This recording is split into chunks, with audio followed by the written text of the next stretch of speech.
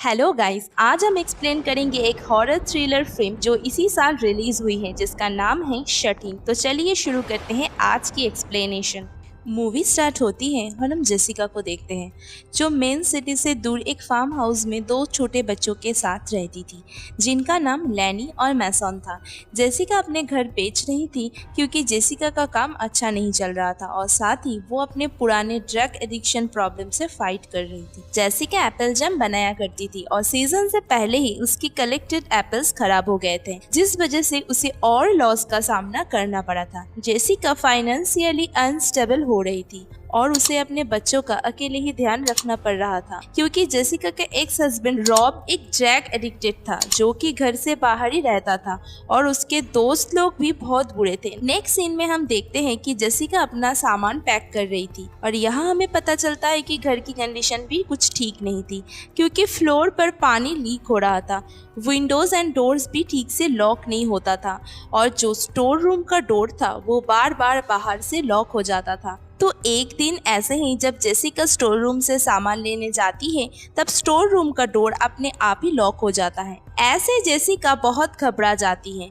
क्योंकि उस डोर को खोल पाना उसके लिए मुश्किल था। साथ ही उसके बच्चे घर में अकेले थे। जेसिका अपना दिमाग शांत करके डोर को ओपन करने की कोशिश करती है और तभी उसकी नज़र डोर के ऊपर एक स्क्रू पर जाती है और वो सोचती है कि अगर वो इस स्क्रू को खोल दे तो मे भी वो उस डोर को ओपन कर पाए। जेसिका लेनी को आवाज़ लगाती है और उसे स्क्रू ड्राइवर लाने को कहती है। अब प्रॉब्लम ये थी कि लेनी इतनी छोटी थी कि उसे स्क्रू ड्राइवर का मीनिंग भी नहीं पता था, लेकिन जेसिका उसे जैसे तैसे भी करके समझा देती है कि स्क्रू ड्राइवर कैसा दिखता है और तब लेनी स्क्रू ड्राइवर खोज के डोर के नीचे से जेसिका को पास करती है। जेसिका स्क्रू ड्राइवर से वो स्क्रू खोलने की कोशिश करती है लेकिन वो स्क्रू बहुत छोटा था इसीलिए जेसिका उसे खोल नहीं पाती। जेसिका अपने फोन निकल कर 911 पे कॉल करने ही वाली थी कि तभी उसे किसी के घर में एंटर होने की आवाज आती है। जेसिका लेनी से पूछती है कि बाहर कौन आया है, जिस पर लेनी बताती है कि रॉब आया है जो जेसिका का एक्स हस्बैंड था। रॉब जेसिका को स्टोर रूम से बाहर निकलता है। जेसिका वह देखती है कि रॉब वह अपने एक दोस्त सैमी को लेके आया है जो कि उसकी तरह एक ड्रग एडिक्ट था। नेचुरली जेसिका उन दोनों को यहाँ देख के गुस्सा होने लगती है और रॉब कहता है कि वो और उसका दोस्त कुछ दिन नहीं रहेंगे क्योंकि वो लोग फाइनेंशियली ब्रोक हो चुके हैं। जेसिका रॉब को समझाती है कि उसे ड्रग्स छोड़ देनी चाहिए और उसे कहती है कि सैमी को लेके वो यहाँ से चला जाए क्योंकि ये सब उनके बच्चों के लिए ठीक नहीं है। सैमी इन दोनों की बातें सुन लेता है और जेसिका से लड़ने लगता है। ऐसे में रॉब भी सैमी की ही साइड लेता है। उसके बाद सैमी रॉब से जेसिका को वापस स्टोर रूम में ही बंद कर देने के लिए कहता है। रॉब जेसिका को खींचते हुए स्टोर रूम में डाल देता है और डोर को लॉक करने के बाद उस पर और भी हिडन लगा के ड्रिल कर देता है। जेसिका अंदर से रॉब को बस एक ही बात बोल रही थी कि वो बच्चे से दूर रहे क्योंकि सैमी एक मॉलेस्टर था जो कि बच्चों को भी बुरी नज़र से देखता था और जेसिका को अपने बच्चों के लिए डर लग रहा था। थोड़ी देर बाद बाहर से कोई आवाज़ नहीं आती जिससे जेसिका को लगता है रॉब और सैमी बच्चों को लेकर यहाँ से चले गए हैं, पर तभी उसे लेनी की आवाज़ सुनाई देती है। जेसिका लेनी से कहती है कि वो घर के डोर्स एंड विंडोज को लॉक कर दे क्योंकि रॉब और सैमी यहाँ से जा चुके थे। इसके बाद जेसिका को अपना फोन याद आता है जो कि बाहर ही छूट गया था। जेसिका लेनी को किसी तरह वो फोन ढूंढने के लिए कहती है लेकिन लेनी वो फोन ढूंढ नहीं पाती। जेसिका के लिए चीजें और भी डिफिकल्ट तब हो जाती है जब मैसन उठ जाता है क्योंकि वो भूख लगने की वजह से रोने लग रहा था।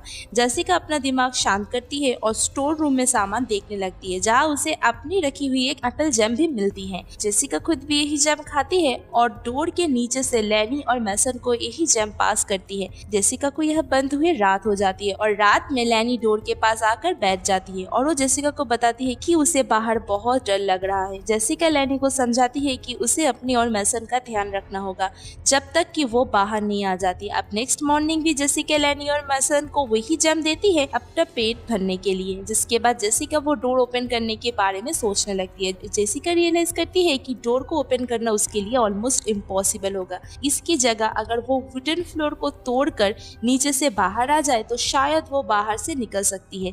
जेसिका लेनी को बाहर से एक आयरन रॉड खोजने के लिए कहती है, जो कि लेनी को नहीं मिलता, लेकिन लेनी जेसिका को स्क्रू ड्राइवर खोज कर देती है और जेसिका इसी की हेल्प से ही फ्लोर को डिग करना शुरू कर देती है। जेसिका फ्लोर तोड़ते तोड़ते काफी थक जाती है और इतने भी उसे पता चल जाता है कि लेनी ने मैसन को फ्लोर पे गिरा दिया है।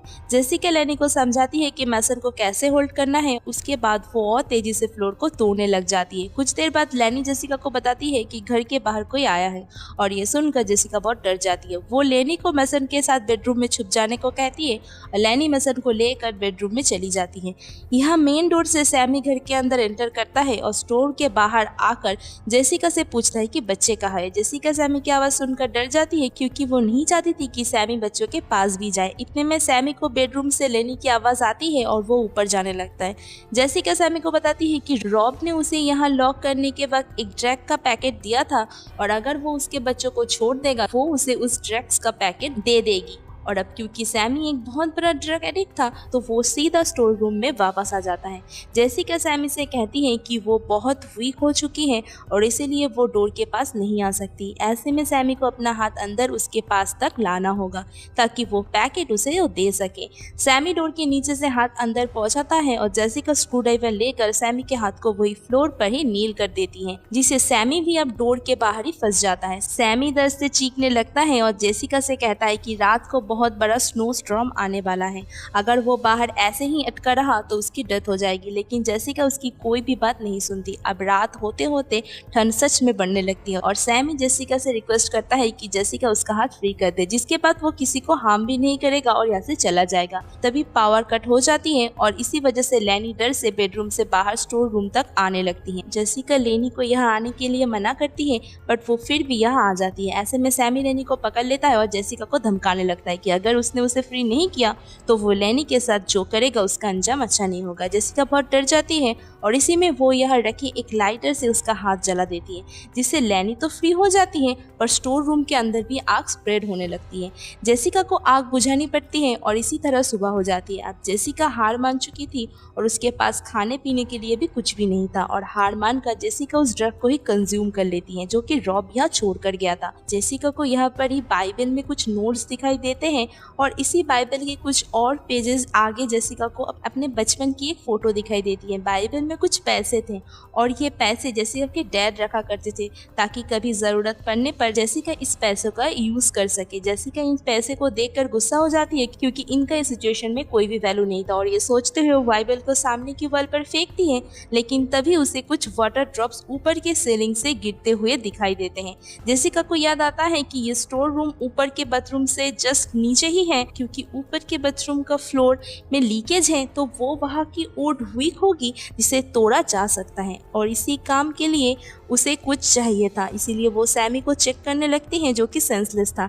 जेसिका सैमी के हाथ से वो स्क्रू ड्राइवर निकलती है और उसी से सीलिंग को तोड़ने लगती है और वो ऊपर के बाथरूम में पहुंच जाती है, जहाँ से वो बेडरूम की तरफ जाती है। दोनों लेनी और मैसन को उठाकर बाहर की तरफ जाने लगती है। मेन डोर की की सैमी के पास ही थी तो जेसिका बेहोश पड़े सैमी के पॉकेट से वो की निकल कर बाहर जाती है, जहाँ बहुत तेज बारिश हो रही थी। जेसिका रियलाइज करती है कि वो बच्चों को इस बारिश में बाहर नहीं ले जा सकती, लेकिन बाहर कार से कुछ खाने का सामान कलेक्ट कर सकती है। वो दौड़ते हुए कार के पास जाती है और विंडो ब्रेक करके खाने का सामान निकालती है, लेकिन रास्ते में वो सारा सामान गिर जाता है।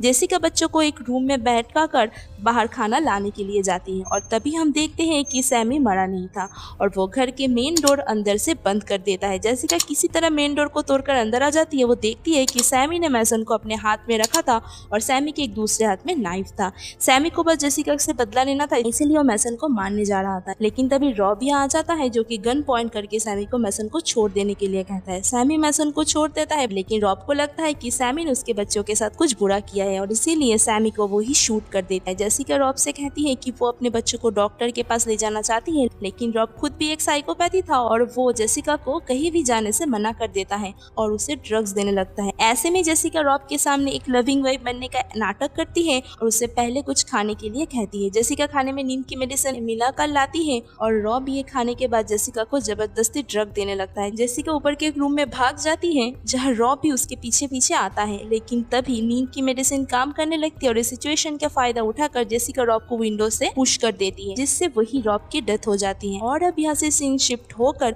कुछ टाइम आगे का दिखाया जाता है जहाँ हम जेसिका को स्टेबल रूप में देखते हैं और वो अपने काम में फोकस कर पा रही थी। जेसिका अपने एप्पल जैम बिजनेस को फिर से स्टेबल कर पाती है और वो अब काफी अच्छे सिचुएशन में भी थी। उसके हाथ में आज भी उस दिन के जख्म विजिबल थे और ये उसको रिमाइंड करती है कि वो अपने बच्चों को बचाने के लिए किस तरह स्ट्रांगली फाइट की थी और अब वो किसी भी सिचुएशन का सामना स्ट्रांगली कर सकती है। इसी के साथ यही मूवी यहीं पे एंड हो जाती है। Thank you for watching.